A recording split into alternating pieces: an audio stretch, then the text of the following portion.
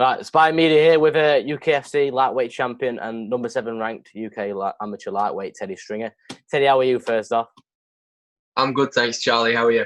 I'm good, thank you. Right, we'll go back to the Mark Thompson win. A great win for yourself, second round armbar. I mean, that transition from the triangle to the armbar was brilliant. Just talk me through that win and how did it feel getting that win back? It felt good, compared to every win feels good, but compared to others, it felt good just avenging that loss. And I think as far as that fight went, the game plan went perfect. First round, I felt like I dominated him. Second round, I felt like I dominated. And then as soon as he jumped on top, he had like 20 seconds, 30 seconds, and then I subbed him. So I had 20 bad seconds out of like a 5-minute fight. So I was pretty happy with it. What did you say to him after the fight? Because obviously he said you wanted to do the rematch. What was actually said after the fight? Yeah, he came up to me straight after and he was like, it's 1-1 now, let's have another. And I said, yeah, because he said that to me. I asked him for a rematch after our first fight. So I think it's only fair to give him one back. But I want to fight other people first, I think maybe next year. Just do it one every year. What was the plan after that fight? So obviously before the pandemic, I know he was looking at IMAFs and stuff. What was the plan after you got that win against Mark Thompson? Yeah, it was, I think maybe get one more fight in, like May time, and then get the IMAFs done, the European ones in August, and then the end of the year IMAFs, and just kind of fit some title defences in between those. But there wasn't really any names. For me, this year is just about getting to number 1 in the UK. That's my goal. So yeah, 100%. And what was you doing in lockdown? What was your routine sort of thing every day? A bit of everything, To start, it was just running when it was in a stricter lockdown, just like running, bit of bag work and stuff, just making sure I was training twice a day and ticking over, keeping fit. And then obviously as things started to ease into what we are now, just kind of getting back to normal training. And it's weird having a fight so soon because it's almost my training. As soon as I started training again normally, fight camp rather than Be honest, did you drop off your routine at any point during the lockdown period? Routine, no. Diet, yes. Diet was bad. It's been a bit of a harder weight cut now, getting down to a reasonable weight. But I can't function without training. So, what sort of weight was you at? We'll say like low 80s. We'll say. It's not where you want to be. So, and creeping into the 70s is good for me. Yeah, where are you about now, would you say? I'm probably about 78, 79 kilos. So for me, that's good. And obviously, getting towards fight week, I want to drop another 1 or 2 kilos and then do the bulk of it in water weight and stuff like that, which isn't fun, but it's the fight game. Yeah, and so we'll move on to when the gyms were open. You obviously had that Empire grappling tournament. We'll talk about that in a minute, but just talking about how did that all play out? So it's like the protocols and processes to do that grappling bout for yourself. Yeah, I got the message through that he was running an event. I was shocked, and he just gave me a date and said, "We're aiming for this." So started training for it. But the way they ran the event was bang on. Temperature tests, they had everyone's details so they could do track and trace and stuff like that, and nobody's got COVID-19 from it, so it went well. But it was amazing just to get back competing. How did you prepare for that grappling event? Because I bet you didn't have a long time to prepare for it, really, did you?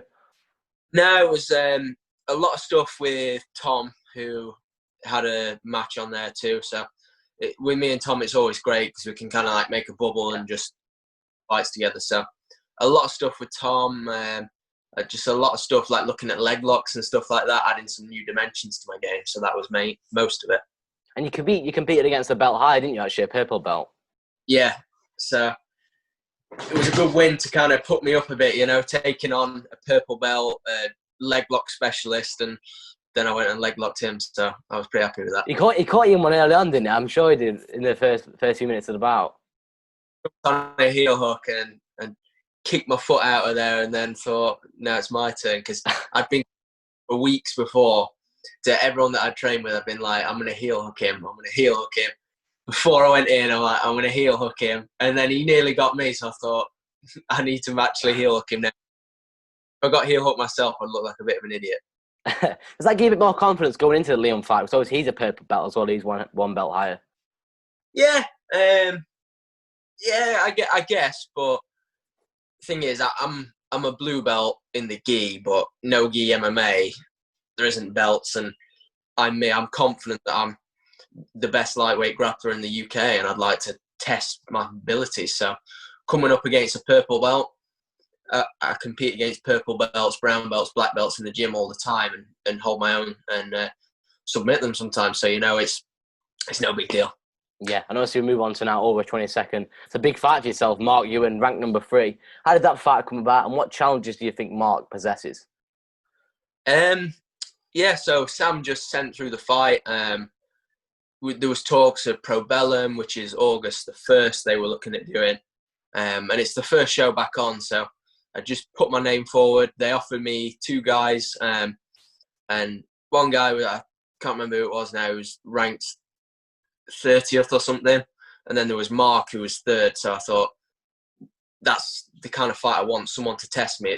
It wakes me up, it gets me out of bed. So I rate his skill set. He's got some good striking from what I've seen, decent ground game, but it's the same old, just stick to my game plan and get the W. What challenge do you think what game plan do you think he's going to come out against you with? I don't know. Probably try and kick me in the head a bit, probably try and nullify my takedowns and grappling, but I just go in with my game plan. There's some areas to his game which is interesting. He's a southpaw. He's got good striking. He likes his kicks, so I think if anything, he's going to try and keep his distance, kick me, and I'm going to try and shoot in and take him down. And currently, how are you preparing for that matchup? Because obviously you train at a variety of gyms. You've got Sheffield Shoot, Squad Jiu-Jitsu, both to mention. How are you preparing for that mixing time between each gyms? Yeah, I've got my little groups of people that I'm training with, getting my striking in. Like you say, I'm visiting all those gyms, trying to just be as prepared as possible and getting the sparring rounds in with bodies. That's what the 6 weeks or whatever before a fight's just about, getting those rounds in. So high-level grapplers, high-level strikers, just getting the rounds in. How do you see the fight against Mark Ewin playing out for yourself? I think I'm a bit of Mystic Mac now. I've called that heel. I'd say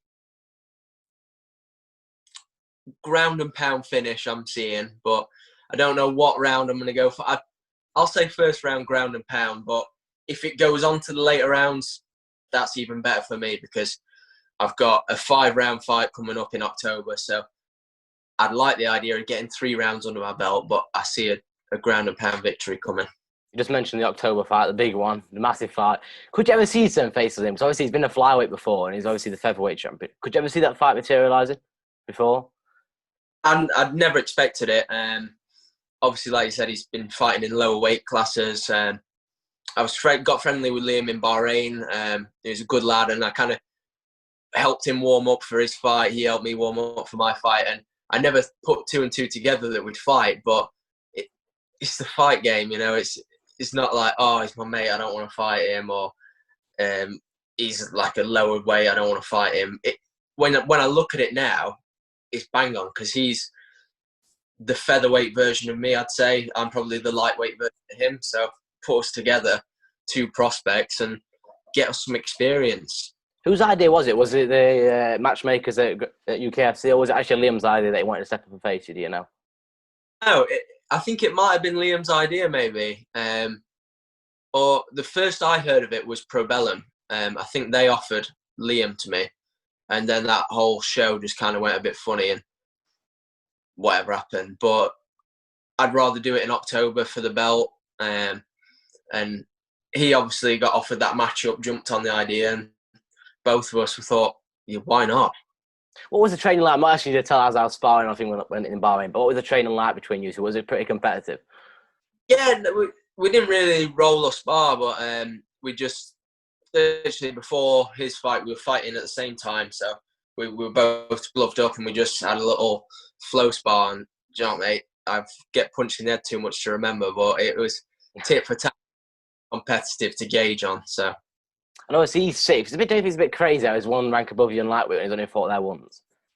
Yeah, it's weird, these rankings. You know, I think I'm ranked something like 5th or something at 7th, I think, yeah. Oh, 5th at welterweight. I'm higher at welterweight than I am at lightweight, and I'm like 0-1 at welterweight. So, you know, it's a bit weird, but you know, I'll soon jump above him. Well, to be fair, you could easily be 1-0 welterweight after that Bahrain fight. Yeah. So we'll talk about Liam. He's got a great skill set. Probably your best opponent, I would say, if you've faced in your career so far. What challenges do you think he possesses for yourself? I think he's a grappler mainly, his style, when you look at it. So we're quite evenly matched on that front. So I hope it doesn't end up being one of those fights where, you know, like Ben Askren and Damian Maia, when you saw them great grapplers and they end up striking, it's boring. So if we strike, I think we'll make it fun. It'll be fun. But I'd like to grapple with him. And I'm sure he'd like to grapple with me. And I think we'd have some entertaining exchanges. So obviously, he trains at a great gym as well. He trains with the likes of Mark Ewin, Dean Garnett at Aspire. Yeah. That must be a bit of a concerning factor because he's facing some great guys up there as well. Prospects there, no doubt. The way they run their gyms, bang on. I mean, one of his coaches, Phil, had invited me down to go and train with them before this fight was announced. So I'm sure once it's done, I'll go and train with him, regardless of whatever the result is. And yeah, I think it's good. They've got a great setup, the gym. They're training with great people, but so am I. I've got my great people. So. And after this fight, and we'll call back the prediction after this fight. What are you looking at? What am I looking at after this fight? I don't know. I think there's talk of a November show for UKFC, so that'd be a quick turnaround. We'll see how I'm feeling after 2 back-to-back fight camps. But if I can get another fight in this year after, that'd be bang on. But then we'll look at next year, getting maybe an IMAF done if I can, and maybe going pro end of next year. Yeah, so we'll talk about the Liam fight. How do you see this thing getting the win? How do I see myself getting the win? Mate, to be honest, I've not thought about that yet. I've been thinking about the Mark Ewin one, but probably some sort of submission, ground and pound. I'd like to finish it. I'm a finisher with my style, but if we go 5 rounds, that would be fun to go 5 rounds with him and have a good back and forth. But I'd say a sub, an early sub. That's what I'd like to get. Can we expect to see you professional next year? Definitely. There was no doubt that maybe end of this year, start of next year, it would have been professional for me. But obviously, coronavirus has pushed things on 6 months. So I'm 21 next year, so I think 21 is a good age to go pro. And your teammate Tom Somerset, obviously, he fought on that last card in UKFC you fought on and got the quick finish. Something like 1 day's notice, something crazy like that. Do you know what his plans are to be fight any fights this year for himself? Yeah, Tom's one of them where I think he loved that short notice fight because he didn't have to do all the dieting in the training camp. But he's getting there with his motivation and getting ready for some fights. So the welterweight title's vacant and he's lined up for #1 contender or even that fight next. So whenever he's ready, whenever they give him the call, I'm sure he's going to jump on that. Just a random question. Did you train with Mark Ewin in Bahrain? No, I didn't train with him, but I saw him out and about and I had plenty of chats with him. He's a good guy. What did you watch the fight? What did you make of it if you did? Yeah, I caught his fight on Saturday. It was good. To be honest, I expected a little bit more of a dominant performance from him. And I think the other kid obviously was quite good. He had a good amateur background, but Mokaev does what Mokaev does, doesn't he? He takes that Dagestani wrestling style and just kind of smothers him. But I'm interested to see how he gets on pro ranks-wise, because I think he's ready to get like a Brave title, and in the next few years we'll see him in the UFC for sure. 100%. Where do you want to be at the end of the year? Is it #1 spot, lightweight? Yeah, that's my one. #1 spot at lightweight, I think. I wouldn't be surprised after August 22nd when I beat Mark if I jump to number 1. But if not, I beat Liam. Surely that'll put me number 1. If not, then I'm going to fly out to Ireland and find that number 1 guy at the moment. I'm trying to find some videos of him the other day and look at him, and yeah, he's absolute toast, mate. He's like 16 and 9, isn't he? Something crazy like that. Yeah, I've seen it. Do you know how has he jumped to number 1? I don't know. I just seen him at number 1. I think, yeah, he's like a lot of people below him, a lot better than him, but he's obviously an experienced guy. To be fair, with win over Haycox potentially, you could probably jump to that number 1 spot over him anyway. Yeah, that'd be decent as well. So, you know, 100%. just number 1. So finally, is there anyone would like to thank, any sponsorships that have been sponsoring you'd like to thank, give us a quick shout out? Yeah, let me think. I'm always so bad at remembering the company names. I think it's ST Fiber Solutions who took me out to Bahrain last year. Nigel and Walden from there, they always support me. BJJ Fight Gear, who kit me out with all my gear and stuff. And yeah, that's it. We've got a few other sponsors. If anyone's listening and wants to jump on for the sponsorships, 2 big fights coming up, so get at me. 100%. Thanks for your time, Teddy.